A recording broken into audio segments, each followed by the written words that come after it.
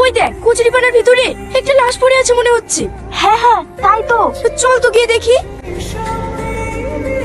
কিরে সালমা, এ তো দেখছি বেঁচে আছে। তাই তো। কে তুমি? তোমার বাড়ি কোথায়? কিরে সালমা, এ তো কিছুই বলছে না। এত সুন্দর ছেলে এর এই অবস্থা কে করলো? চল তো একে বাড়ি নিয়ে যাই।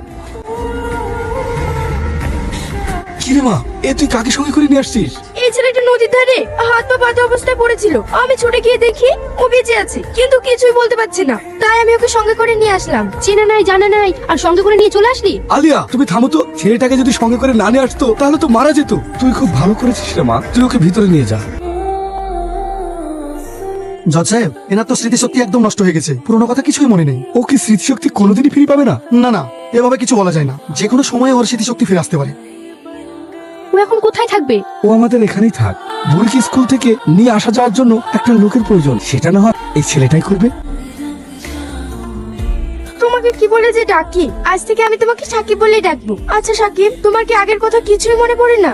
না, একটু ভাবলেই মাথাটা ঘুরে ওঠে। সাকিব, তুমি হয়তো জানো না আমার মনের মধ্যে কতখানি জায়গা করে নিয়েছো। ম্যাডাম, কি এত চিন্তা করছেন? এই অঙ্কটা যদি না করতে পারি তাহলে স্যার আমাকে অপমান করবে। কই দেখি। তুমি দেখে কি করবে? এই দেখেন, হয়ে গেছে।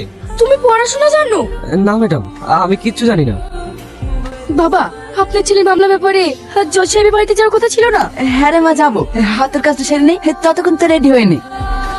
আব্বু, আমি ফার্স্ট ডিভিশনে পাশ করেছি। পাশ করবে না, কার মেয়ে দেখতে হবে। মা, এই দেখো স্কুল থেকে আমি সোনার মেডেল পেয়েছি। এই মেডেল সাকিবের। ম্যাডাম, কিরে সালমা, এই তুই কি করলি? আমি এই উপহার সাকিবের জন্য পেয়েছি। সাকিব যদি আমাকে সারা রাত জেগে পড়াশোনা না করাতো তাহলে এই মেডেল আমি কোনোদিনই পেতাম না। সাকিবকে আমি ভীষণ ভালোবাসি, তাই আমি ওকে সারা জীবনের জন্য জীবন সঙ্গী হিসেবে পেতে চাই। বাহ, চালটা তো ভালোই চেলেছো। আমার সরলতার সুযোগ পেয়ে আমার মেয়েকে প্রেমের জালে ফাঁসিয়েছো। বেড়া বেড়া আমার বাড়ি থেকে। শাহিদ, তুই এখনো বেঁচে আছিস? বা ওগো, তুমি আজও বেঁচে আছো? এ তোমরা কি বলছো?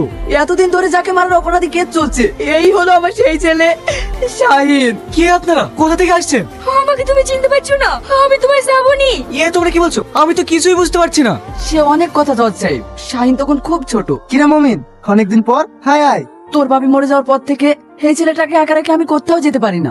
কই গো, একটা চেয়ার দাও। তোমরা বসে গল্প করো, আমি চা করে নিয়ে আসি। ওগো শুনছো? বলছিলাম ওই বাবুর সঙ্গে আমার বুড়ির বিয়ে দিলে হয় না? দাঁড়াও, এই বিষয়টা নিয়ে আমি আলোচনা করে দেখছি। এই শালা, আজ থেকে তোর সাথে আমার বন্ধুত্বের সম্পর্ক শেষ। কি রে, আমি আবার কি করলাম? শোন শালা, আজ থেকে তুই আমার বিয়াই। এত ছোটতে? তাতে কি হয়েছে? যখন ওরা বড় হবে তখন আসা যাওয়া করবে। লেন ভাই, চা খেয়ে নিন।